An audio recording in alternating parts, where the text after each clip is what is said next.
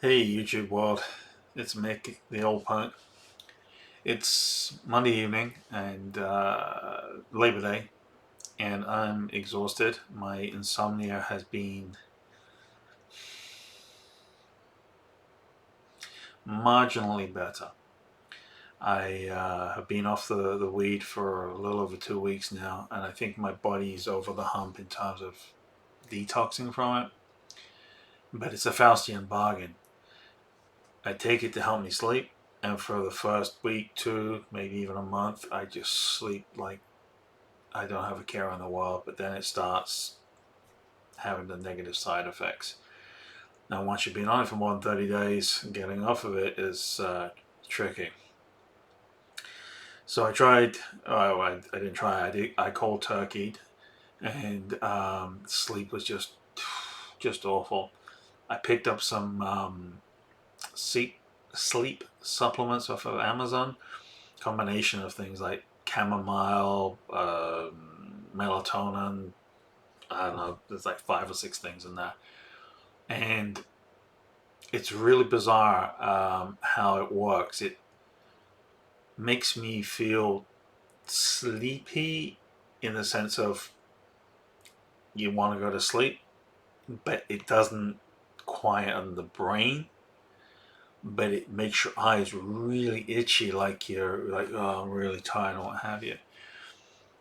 And if you give into it, it's 50-50 for me on whether or not it helps me sleep. The first night I did it, he woke me up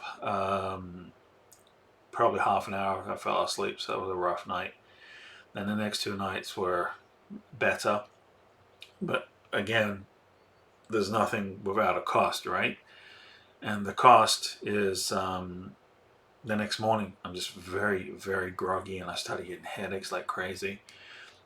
So last night I didn't take anything. Took a while to fall asleep.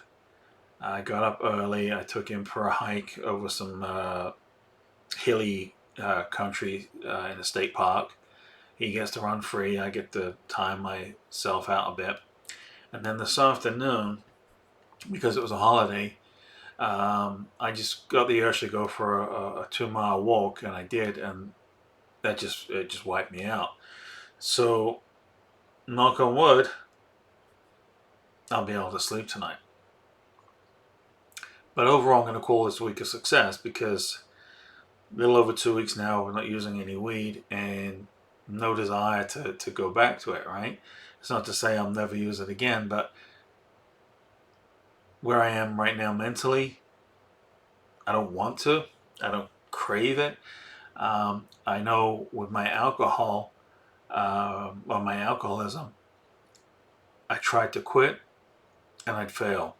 So I beat myself up, I drink some more.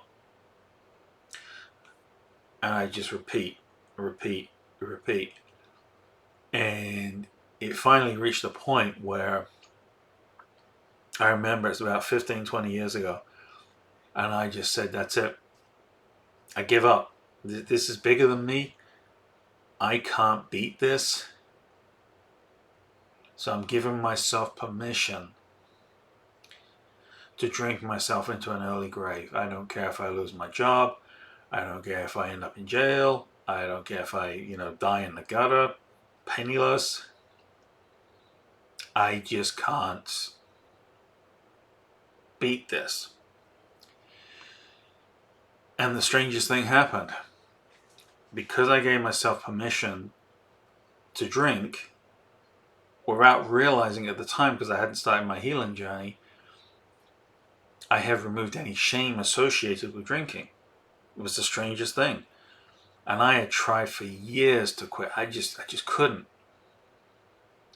And then after I gave myself permission to drink as much as I wanted to, next thing I know, 6 months went by and I hadn't had a drop. And then a year, then 2 years, then 5 years. And I've got booze in the house now that's been, under the cover for 10, 15 years, and I don't even know what's there. And it doesn't call me anymore. Whereas back in the day, I would drink to blackout every night. And if there was booze in the house and I was awake, I was drinking. So it's safe to say I've got the alcohol monkey off my back. Weed is different though, because alcohol was more deliberately having fun, and it became an out of control habit. I didn't ever think I was addicted. I thought I had a habit that was out of control. You might say that's the same thing. In my mind, there's a very subtle distinction.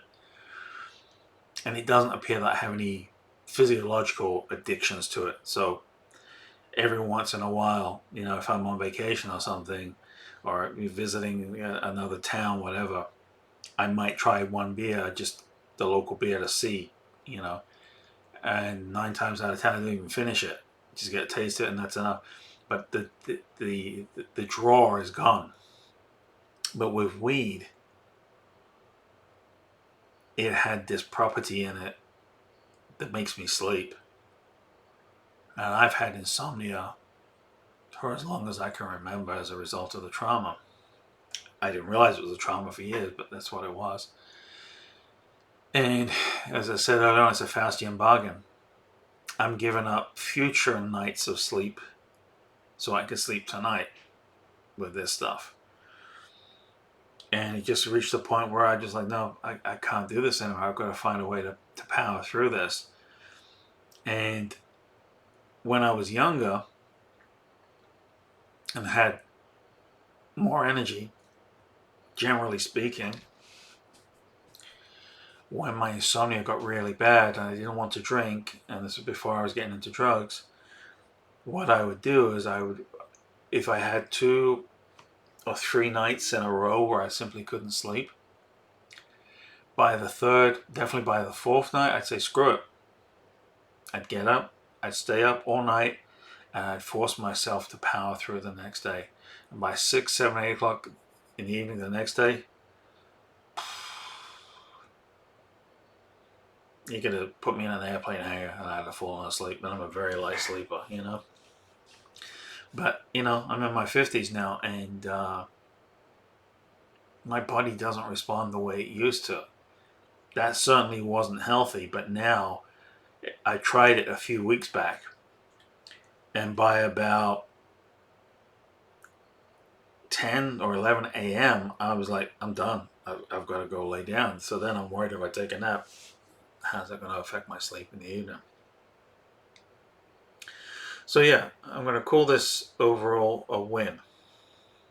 And it's funny, I said I'm going to do like one video a week, possibly a second one midweek.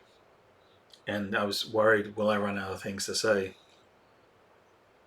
So I created a list of things that I want to talk about. And I had 2 separate things batting around in my head all day today. What I'm talking to you about now is not either of them. So, as I said, it's always going to be raw. It's always going to be real. It's always going to be unscripted. I'm just going to tell you where I am mentally, and we'll go from there. But one thing I did think about today is, I called the channel Mick the Old Punk. And in a later video, I'll explain the reasoning behind that. But I've been alone for at least 75% of my life. When I look back at it, I've spent way too much time alone. And I always thought there was something wrong with me, but it turns out it's a trauma response. And I'm doing everything I can. I'm seeking what help I can to work on that, to move through that, move beyond that. And I'm telling you this because I never had any kind of family. I never had any kind of mentors. I didn't have any responsible male or female role models. I was homeless at an early age, and I had a pretty rough go of it when I was younger. And I'm telling you all this because I was thinking about this today. There are 2 things in this world that have always given me comfort. And I always thought of myself as a bit of a loser because I didn't have all the frills that the normies have. You know, it's my playful word for calling people that I perceive to be normal in my head. Um, First one is dogs. I've always had a connection with dogs. I just there's a comfort knowing that that creature that's sharing their life with you is never going to have any kind of deception. I know that they couldn't possibly replace a human. But when you have the distrust that I have for people, especially those that are supposed to be family, I don't feel so bad now that I see the beauty in a canine friend. I tried cats, didn't never really care for cats, plus I'm allergic to them. But then the second thing is music. Music has been my one constant companion. And I could never understand why people listen to soothing music. My emotions were so buried, they were so repressed by necessity, you could say by choice, that I couldn't feel anything unless it was like heavy rock music or punk music or out there alternative music. The, the more unusual, the more I gravitated to it. And so that didn't help with the friends thing either, because most people don't like that kind of music. You know, I don't know what the most popular music out there. I imagine it's pop music or it's country music. I can't stand country music. Pop music is kind of like, it's like elevator music to me. You know, I want something I can really feel and really get a good feeling from it.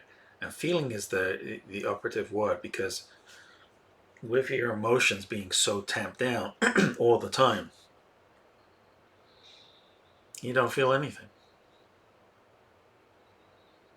And I didn't realize this until I was in my 50s, just a few years ago, when I met somebody through a trauma recovery workshop who was also into punk and heavy music, this and the other. And the way this person explained it to me made me realize, oh, kind of makes sense, doesn't it? You were doing everything you could to protect yourself without realizing that's what you were doing. And you so desperately wanted to feel something that you couldn't feel anything. I'd been to funerals, never felt a thing. I dated women, good women, bad women, in between, never felt a thing. Never been in love, never felt a thing. And 2 years ago, my best friend of over 30 years, he passed away unexpectedly. And his son still calls me uncle. And his ex-wife and his girlfriend at the time when he passed, we're still in contact, so that feels good. But I was thinking, he's the only person I've ever truly trusted. And in the trauma community, they would say I bonded with him. And I think the only reason that happened was we met when I was at the height of my alcoholism. And when I finally got sober, he was still there. We couldn't say that about too many people. And when he passed, I had emotions come up to the surface that I simply couldn't control. And I think that was one of the key factors in me finally seeking help to say, look, you know, you can't go on like this. And one of the reasons I bring that up today is I was listening to a song on the radio called Mr. Jones by Counting Crows. And I still remember over the years many times he and I would debate who that song was about. But we'll get into that another time. All right, guys, I'm just going to wrap that up for now because I'm trying to keep these under 15 minutes. And the funny thing is, I didn't talk about a damn thing that I thought I was going to talk about. Hope you're doing well. Be good to yourself. And if this helps you, please give me a like and let me know. Thanks. Bye-bye.